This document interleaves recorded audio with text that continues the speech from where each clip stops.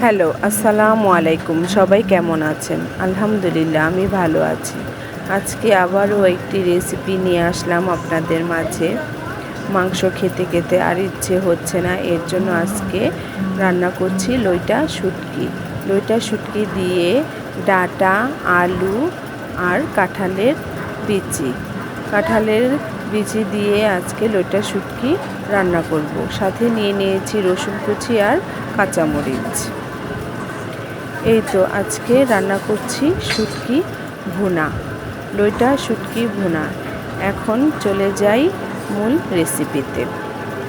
লইটা শুটকিটি ভালো করে তেলে নিচ্ছি। এখন এই লইটা শুটকিটা তেলে ভালো করে ধুয়ে তারপর রান্নার রেসিপিতে চলে যাব। এখানে ধুয়েও নিয়ে আমি একটি জালিতে নিয়ে নিয়েছি লইটা শুটকি। চুলায় বসিয়ে দিয়েছি কড়াই। এখন এই কড়াইয়ের মধ্যে দিয়ে দিচ্ছি সয়াবিন তেল দিয়ে এর মধ্যে রসুন কুচি দিয়ে দেব, রসুন কুচি আর সাথে দিয়ে দিব পেঁয়াজের কুচি।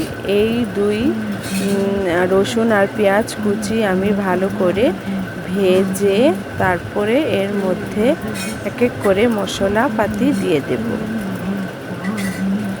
এই তো নেড়ে চেড়ে এখন পেঁয়াজ আর রসুন আমি ভেজে নিচ্ছি। হালকা ভাজা হলে এখন দিয়ে দেব একটু আদা রসুন বাটা, সাথে পরিমাণ মতো লবণ আর সাথে হলুদ, ধনে গুঁড়ো আর মরিচ গুঁড়ো একসাথে রাখা, এগুলো দিয়ে দিচ্ছি 2 চামচের মতো। দিয়ে এখন আবার কষিয়ে নেব। এই তো কষানো, এর মধ্যে একটু পানি দিয়ে আমি কষিয়ে নেব।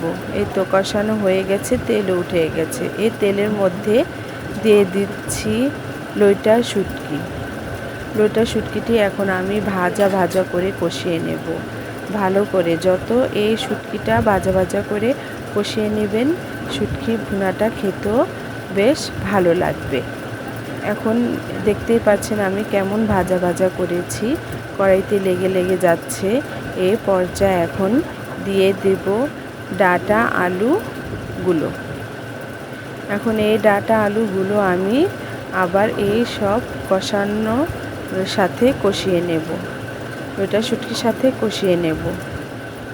লইটা শুটকি কষিয়ে এখন এর মধ্যে আবার একটু কষিয়ে নিচ্ছি। এর মধ্যে এখন দিয়ে দিব কাঁঠালের বিচিগুলি আমি ধুয়ে পরিষ্কার করে নিয়েছিলাম আগে থেকেই। ওই কাঁঠালের বিচিও সাথে কষিয়ে তারপর এর মধ্যে পানি দিয়ে একটু ভুনা করে নেব। এই তো নাড়াচাড়া দিয়ে ঢেকে দিয়েছিলাম। এখন দিয়ে আবার ঢাকনাটা উঠিয়ে দিয়ে দিচ্ছি কাঁচা মরিচ, আবারও নেড়ে চেড়ে দিচ্ছি। এখন দিয়ে দিব পরিমাণ মতো পানি।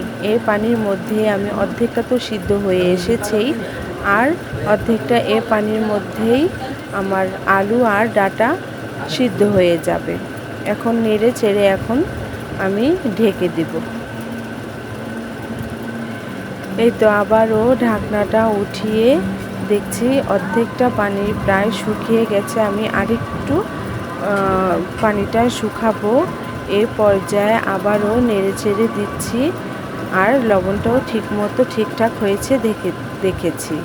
এই তো হয়ে গেছে আমার ডাঁটা আলু কাঁঠালের বিচি দিয়ে লইটা শুটকি ভুনা। এই পর্যায়ে এখন আমি নামিয়ে নিব।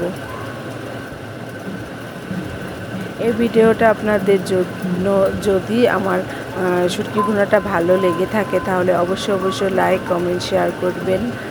আর ঈদের পরে এই লইটা শুটকি ভুনাটা খেতেও লাগে খুব মজা বা অমৃত। সবাই খেয়ে দেখবেন আমার মতো। সবাই ভালো থাকবেন, সুস্থ থাকবেন।